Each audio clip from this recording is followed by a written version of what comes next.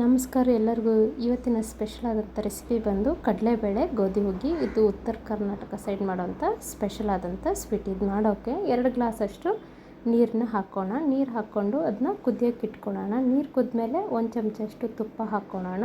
ಇಲ್ಲಿ 2 ಬೌಲಷ್ಟು ಗೋಧಿ ನುಚ್ಚನ್ನ ನೆನೆಸಿಟ್ಕೊಂಡಿರೋವಂಥ ಗೋಧಿ ನುಚ್ಚನ್ನು ಕೂಡ ಹಾಕೋಣ.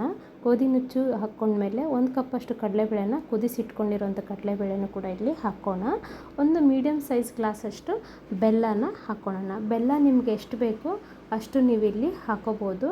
ಸೊ ಈ ರೀತಿ ಬೆಲ್ಲ ಹಾಕ್ಕೊಂಡು ಚೆನ್ನಾಗಿ ಅದನ್ನ ಮಿಕ್ಸ್ ಮಾಡ್ಕೊಳ್ಳೋಣ. ಬೆಲ್ಲ ಸ್ವಲ್ಪ ಮಿಕ್ಸ್ ಆದಮೇಲೆ ಅದಕ್ಕೆ ಒಂದು ಸ್ವಲ್ಪ ಕಸಕಸೆಯನ್ನು ಕೂಡ ಇಲ್ಲಿ ಹಾಕೋಣ. ಕಸಕಸೆ ಹಾಕ್ಕೊಂಡ್ಮೇಲೆ ಕುಟ್ಟಿ ಪುಡಿ ಮಾಡಿಟ್ಟಿರುವಂಥ ಏಲಕ್ಕಿನೂ ಕೂಡ ಹಾಕ್ಕೊಂಡು ಇದನ್ನ ಚೆನ್ನಾಗಿ ಮಿಕ್ಸ್ ಮಾಡ್ಕೊಳ್ಳೋಣ. ಬೆಲ್ಲ ಎಲ್ಲ ಕರಗುವಷ್ಟು ಮಿಕ್ಸ್ ಮಾಡ್ಕೊಳ್ಳೋಣ. ಇದು ಉತ್ತರ ಕರ್ನಾಟಕ ಸೈಡು ಹಬ್ಬ ಆಯಿತು, ಯಾವುದೇ ಫಂಕ್ಷನ್ ಬಂದರೂ ಇದೇ ಸ್ವೀಟ್ನ ಜಾಸ್ತಿ ಮಾಡ್ತಾರೆ. ಸೊ ಈ ರೀತಿ ಮಿಕ್ಸ್ ಆದಮೇಲೆ ಅದಕ್ಕೆ 2 ಚಮಚ ಅಷ್ಟು ತುಪ್ಪ ಹಾಕಿ, ತುಪ್ಪ ಕಾದ್ಮೇಲೆ ಸ್ವಲ್ಪ ಅದಕ್ಕೆ ದ್ರಾಕ್ಷಿ ಮತ್ತು ಗೋಡಂಬಿನೂ ಕೂಡ ಹಾಕ್ಕೊಳ್ಳೋಣ. ನಿಮ್ಗೆ ಯಾವುದೇ ಥರದ ಬೇರೆ ಡ್ರೈ ಫ್ರೂಟ್ಸ್ ಬೇಕಾಗಿದ್ದರೆ ಬಾದಾಮಿ ಈ ಥರ ಪಿಸ್ತಾ ಏನೇ ಬೇಕಾಗಿದ್ರೂ ನೀವು ಕೂಡ ಹಾಕ್ಕೋಬೋದು. ಇದಕ್ಕೆ ನಾನಿಲ್ಲಿ ದ್ರಾಕ್ಷಿ ಮತ್ತು ಗೋಡಂಬಿನ ಅಷ್ಟೇ ಹಾಕ್ಕೊತಾ ಇದ್ದೀನಿ. ಈ ರೀತಿ ಗೋಲ್ಡನ್ ಬ್ರೌನ್ ಬರೋ ಅಷ್ಟು ಇದನ್ನ ಫ್ರೈ ಮಾಡಿಕೊಂಡು ಕುದಿಸಿಟ್ಟಿರುವಂಥ ಈ ಸ್ವೀಟಿಗೆ ಹಾಕೋಣ. ಈಗ ನೋಡಿರಿ, ರೆಡಿ ಆಯಿತು ಕಡಲೆಬೇಳೆ ಗೋಧಿ ಹುಗ್ಗಿ.